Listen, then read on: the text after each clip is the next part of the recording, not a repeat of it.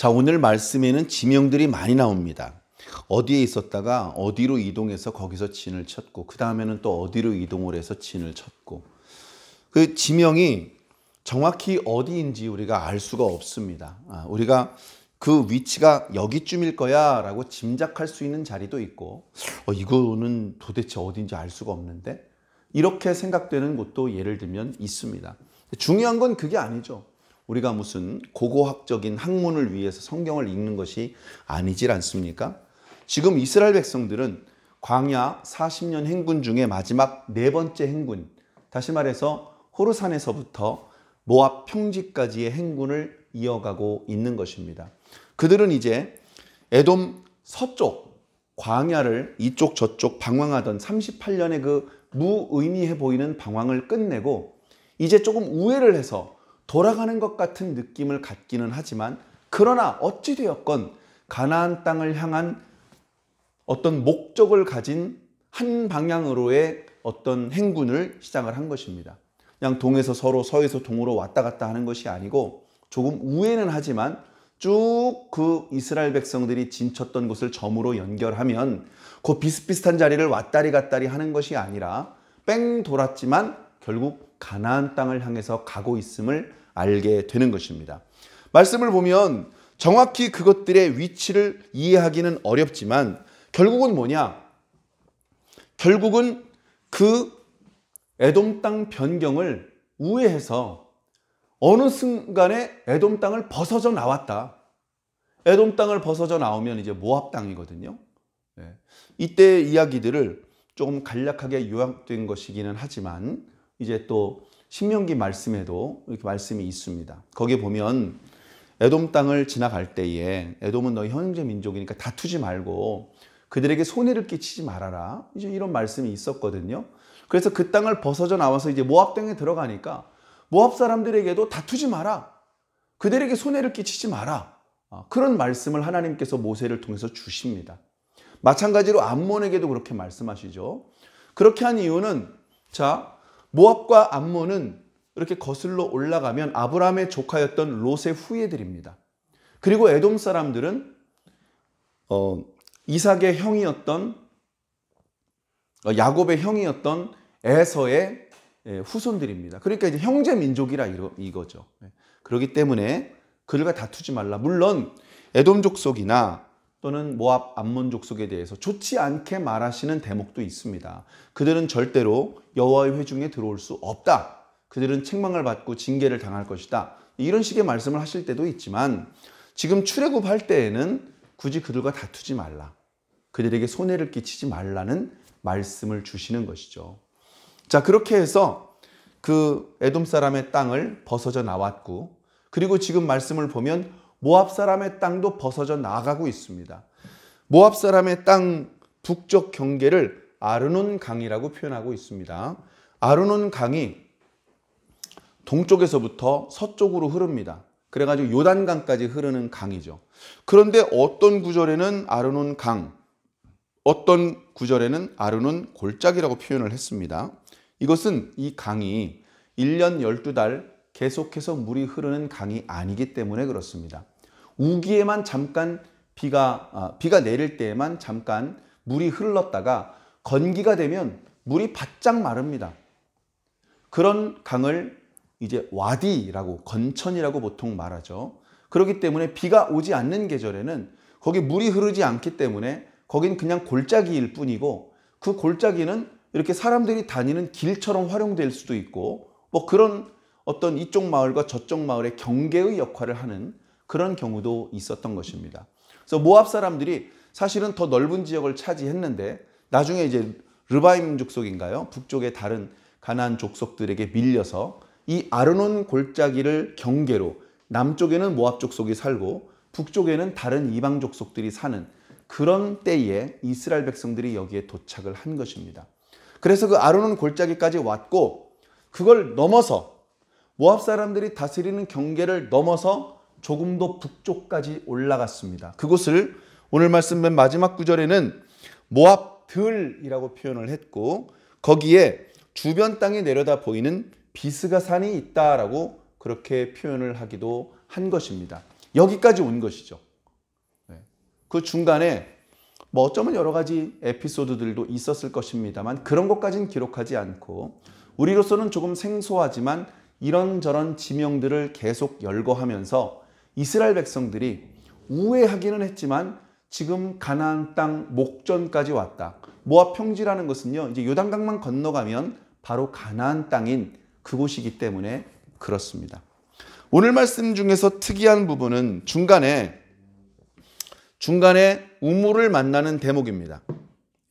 15절에 보니까 모든 골짜기의 비탈은 아루 고을을 향하여 기울어지고 모압의 경계에 닿았도다. 자, 모압의 경계에서 있었던 일입니다. 거기서 부엘에 이르니, 부엘이라는 말은 우물이라는 뜻이에요. 우리가 창세기에서 부엘세바라는 말이 있잖아요. 그것은 7개의 우물 또는 맹세의 우물이라는 뜻입니다.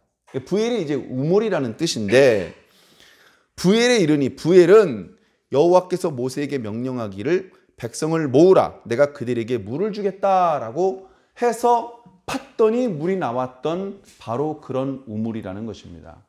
자, 이 우물은 반석을 때려서 나오는 물이 아니었어요.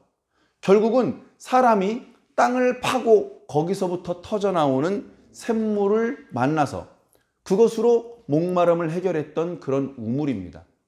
뒤에 보면 결국은 누가 팠습니까? 이 우물은 지휘관들이 팠고 백성의 귀인들이 규와 지팡이로 판 것이로다 라고 노래를 했다라고 기록하고 있습니다. 그러니까 하나님의 명령으로 우물을 판 것이죠. 아니 그러면 뭐야, 이게 무슨 은혜야. 결국은 우리가 진땀 흘려가지고 땅을 파가지고 물을 얻은 거잖아. 그렇지 않습니다. 여러분, 그냥 아무데나 파면 물이 나올까요? 그렇지 않습니다. 어디를 파야 물이 나오는지 그 동네에서 수십 년, 수백 년을 살았던 사람도 알아맞추기 어렵습니다. 그래서 반드시 우물을 파기 전에는 기도합니다. 각자 자기 종교에, 자기 신들에게 기도합니다. 물을 달라고. 그래서 땅을 팠는데 물이 나오면 자기 신이 물을 주셨다라고 고백을 하는 것이죠. 그렇기 때문에 우물을 여러 번 파려고 시도한 것이 아닌데 하나님께서 모세를 통해서 한 포인트를 지정해 주시던데 거기를 파라, 물이 나올 것이다 라고 말씀을 하셨고 거기에 자기의 지팡이와 지휘봉과 이런 것들을 이용해서 막 팠더니 정말로 물이 나왔더라. 그래서 이 물은 하나님께서 주신 물이라는 것을 모든 백성들이 인정을 하고 기쁨의 노래를 부르면서 그 물을 마셨다. 그랬던 일화가 간략하게 기록이 되고 있습니다. 그러니까 광야에서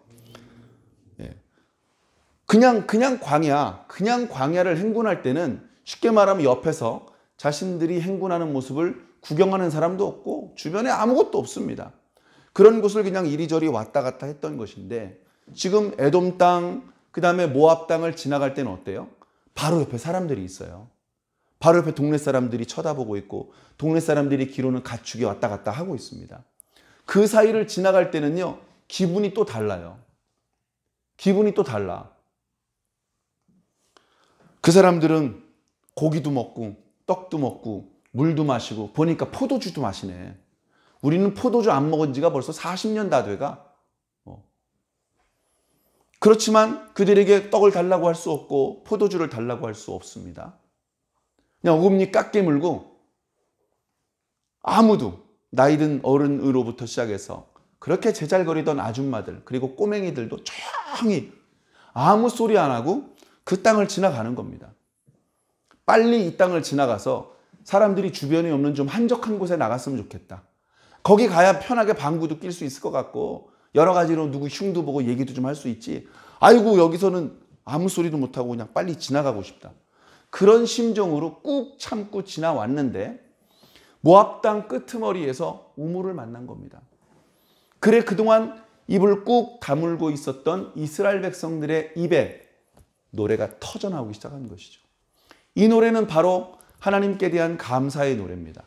그리고 그동안 광야를 지나서 에돔 땅과 모압 땅을 통과하면서 느꼈던 여러 가지 답답함과 서러움들을 쏟아내는 그런 서러움의 노래이기도 한 것이죠. 이런 노래는 하나님께서 싫어하지 않습니다. 이런 노래들을 통해서 그들은 때로는 그들의 감사와 신앙을 고백하고 또는 그들의 마음속에 시름을 달래기도 했던 것이죠. 우리 신앙인들도 그렇지 않습니까? 목사님 설교를 잘하시긴 한데 설교 말씀에만 은혜 받는 게 아니고 찬송을 통해서 받는 은혜도 적지 않습니다. 찬송가, 복음성가, 노래 잘 부르는 사람들의 노래를 들으면서도 은혜 받고 잘 못 부르지만 내가 흥얼흥얼 부르면서도 은혜를 받는 것, 그것이 바로 노래의 힘입니다. 그동안 꽤 오랫동안 잊었던 노래가 이스라엘 백성들의 입에서 이제 터지기 시작을 했습니다. 아마도 뒤에는 좀 더 긍정적인 바람직한 여러 가지 일들이 나타나지 않을까, 그런 생각을 해봅니다. 우리도 마찬가지죠. 어려움은 있지만 우리는 중단하면 안 됩니다. 왜냐하면 우리는 최종 목적지에 도착한 것이 아니기 때문에 그렇습니다. 어떤 형태가 되었든 우리는 중단 없이 전진해야 됩니다. 지난 시간에도 말씀드렸지만 우리의 전진은 물리적인 이동이라기보다는 영적인 성장과 성숙을 의미합니다. 그 성장과 성숙이 멈추어서는 안 된다는 말씀이죠. 계속해서 이동해야 됩니다. 그렇게 해서 성장하며 성숙하는 것이 기쁘기만 하지 않습니다. 힘듭니다. 원망할 수밖에 없는 상황도 자주 만납니다. 그러나 그럴 때마다 원망하고 또 저주를 당하기 아니고 우리는 오히려 감사의 노래를 부를 수 있어야 되는 것이죠. 감사의 노래는 정말 감사할 때만 부르는 게 아닙니다. 우리가 부른 찬송가가 다 감사의 내용만 있는 게 아니잖아요. 탄식의 내용의 찬송도 얼마나 많이 있습니까?